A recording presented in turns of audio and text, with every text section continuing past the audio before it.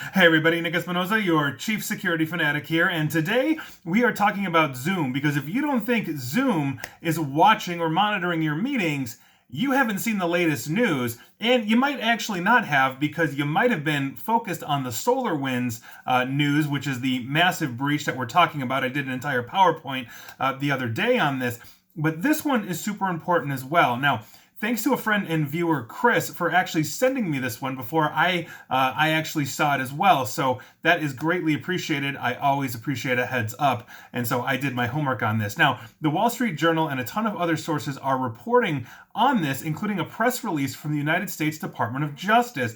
And here's what's going on. A senior Zoom employee falsely accused users of supporting terrorism and distributing essentially child sexual abuse material in an effort to stop them from talking about the Tiananmen Square massacre, and this is according to the U.S. Department of Justice. Now, in this criminal complaint, the DOJ details how this employee, Xinjiang Jin, worked to spy on and censor Zoom users around the planet outside of mainland China. Now, this complaint doesn't mention Zoom by name. However, it is clear from the document that Zoom is this company in question, and we'll have more on that shortly. Now, the press release made clear Jin is accused of reporting straight to the People's Republic of China's intelligence services, and his plot allegedly revolved around Zoom meetings planned for the summer of 2020 this year. The intention of the meetings was to commemorate the June 4th, 1989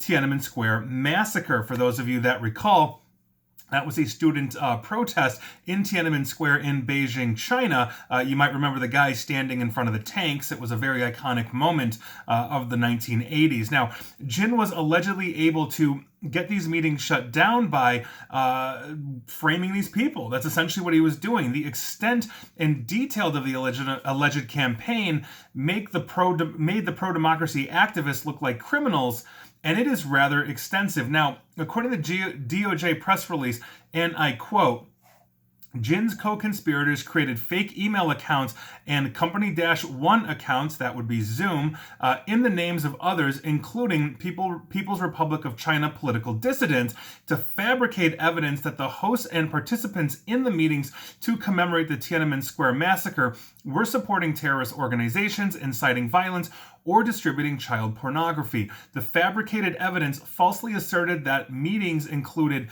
discussions of child abuse or exploitation, terrorism, racism, or incitements to violence, and sometimes included screenshots of purported participants, user profiles featuring, for example, a masked person holding a flag resembling that of the Islamic State terrorist group. Now, at least some of these meetings were shut down by Zoom, and in a statement to The Guardian, the company claimed that it was simply following the law.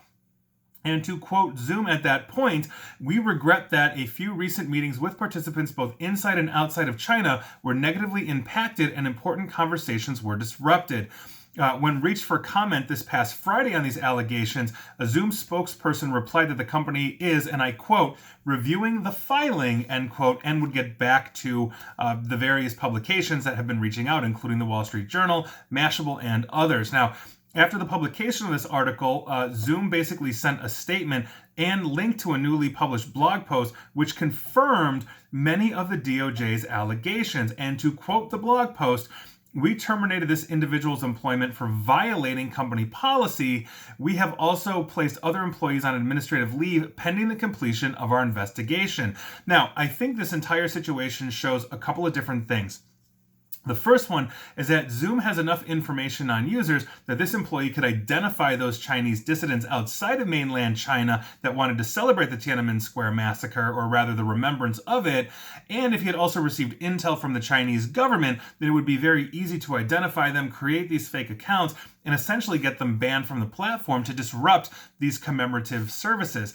I also think, and this is my second point here, that when you combine what I just said in point number one with a Rolling Stone article earlier this year that I did a video on where a Zoom spokesperson let it slip, and I don't think they intentionally meant to disclose this to Rolling Stone, which isn't exactly a cybersecurity or a tech magazine, but here we are. They let it slip that they actually monitor meetings for inappropriate content. So In the case of the Rolling Stones article, they were basically looking at sex parties that were being hosted on Zoom, basically as the pandemic was, starting out, and looking to kill those. Now, how would you know if I was in a Zoom meeting throwing a sex party unless you were in the Zoom meeting and you were watching the live video? So we know that they can watch these meetings. They've claimed end-to-end encryption, which they did not have. They say they fixed that now. They're releasing updates for more security, more control. We know that data from North American meetings had been sent basically to servers for validation of security in China. They say they fixed that as well. I know that there are research organizations looking into this, but the bottom line is, even if they are fixing these things, they are still getting access to the meetings to the point where they can disrupt Tiananmen Square remembrance celebrations, look for orgies and a whole bunch of other stuff. So by virtue of that, Zoom, who also has yet to really disclose or make clear why they have a subsidiary in China with 700 Chinese nationals employed there. I've read that. I believe it was the Washington Post or the Wall Street Journal. That was months ago.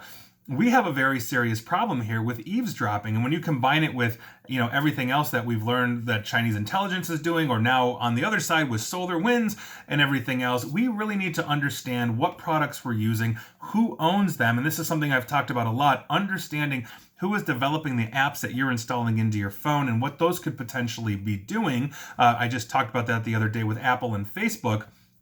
But it's a worldwide problem, a worldwide phenomenon. We're going to continue to see these issues here. And so if you use Zoom, heads up, you can't say you haven't been told.